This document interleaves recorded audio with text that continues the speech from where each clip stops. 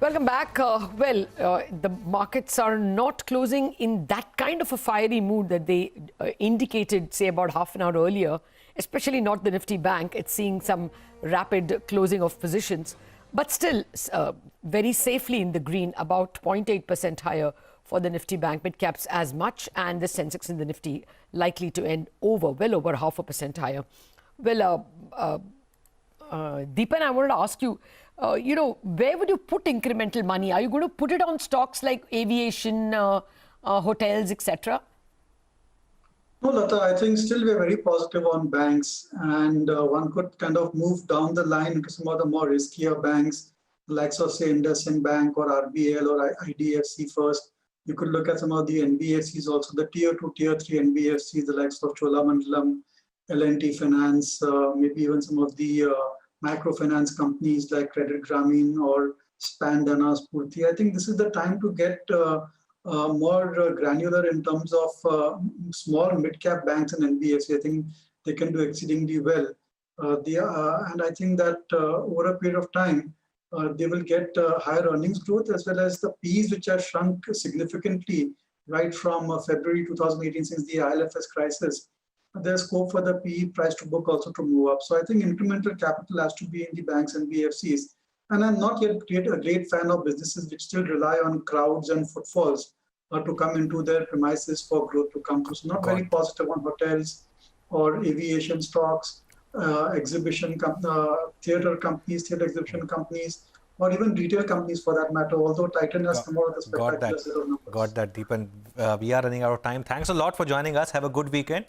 In fact, on that note, let's thank Ashwini and Mitesh as well for joining us. Have a good weekend, guys. Let's do one thing. Let's recap the trade. It was a good day, though you could argue it didn't close at the highest point of the day. Some sheen was taken off towards the end.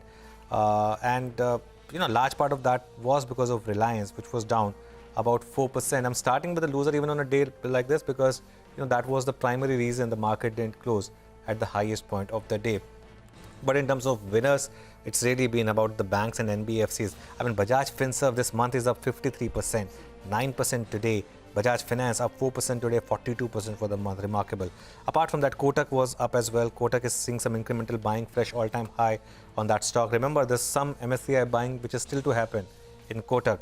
Bharti Airtel made a big move today, so that stock did well. Infratel, of course, no longer in the Nifty.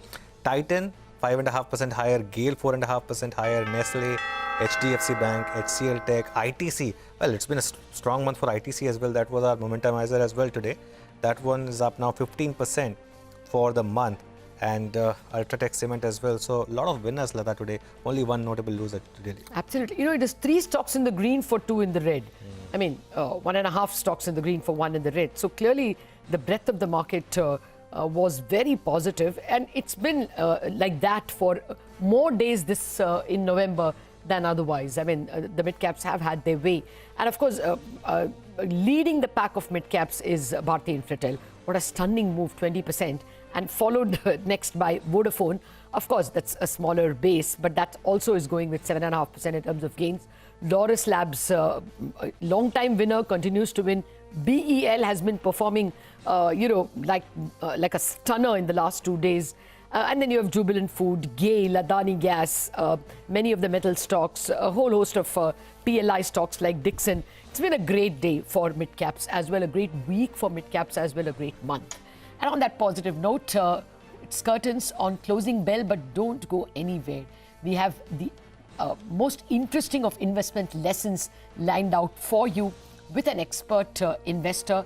Vijay Kedia is going to be our special guest in our offering Smart Money in a minute after this break.